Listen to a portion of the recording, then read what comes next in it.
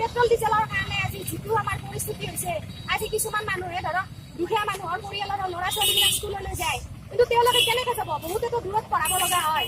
নিজৰ ওচৰত গাঁওবিলাকত ভাল স্কুল নাথাকে, তেনেকৈ পৰিৱেশ নাথাকে, সেইকাৰণে তেওঁলোকে দূৰত স্কুলত এডমিশ্যন দিব নিজৰ ল'ৰা ছোৱালী, কলেজৰ ষ্টুডেণ্টবিলাক। গতিকে গাৰ্জেনবিলাকে কেনেকৈ ল'ব যাব? মধ্যবৃত্তি শ্ৰেণীৰ মানুহখিনি কেনেকৈ চলিব? সৰু মানুহখিনিতো চলিব নোৱাৰে, মধ্যবৃত্তিৰ মানুহখিনি কেনেকৈ চলিব? গতিকে অকল ধনীৰ মানে চৰকাৰ নহয় এইখন, তেওঁলোকে কি ধনী চৰকাৰ হৈ পেলাই আমাৰ ৰাইজক কি কৰিব খুজিছে? গতিকে যি ঝামেলা হৈছে আমাৰ আজি ৰাইজসকল সকলোৱে আমাৰ জাগ্ৰত হৈছে।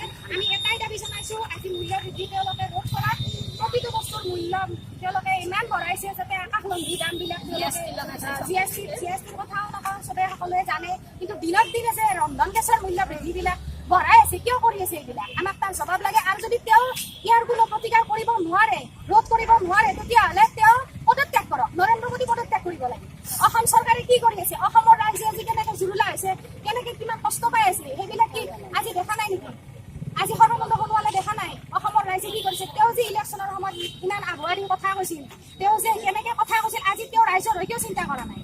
তেওঁ কি অকল ভোটৰ কাৰণে, অকল শাসনত অহাৰ কাৰণে, গাড়ীত বহাৰ কাৰণে আজি মিছা প্ৰলোভনবিলাক দিছিল নেকি? গতিকে আজি আমাৰ ৰাইজক তেওঁলোকে চাব লাগে, আৰু যদি ৰাইজক চাব নোৱাৰে তেওঁলোকে অতি সোনকালে পদত্যাগ কৰক। কাৰণ আজি 4 বছৰ পাৰ হৈ গ'ল, তেওঁলোকে কি কৰিছে? আমি আমাৰ ইয়াত আমি উত্তৰ বিচাৰিছোঁ।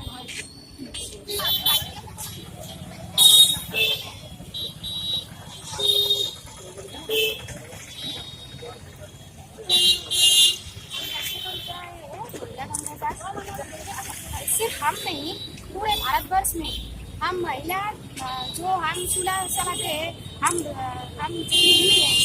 लोग जानते हैं कि आज गैस सिलेंडर का जो रंधन गैस का इतना दाम बढ़ गया है।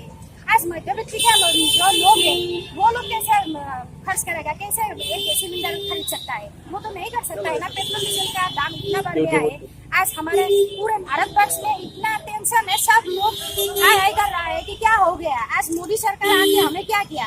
वो लोग सिर्फ उद्योगपति को ही प्रथम स्थान देता है, पहला स्थान देता है, लेकिन हमें क्या करता है? वो लोग हमें तो कुछ नहीं किया अभी तक।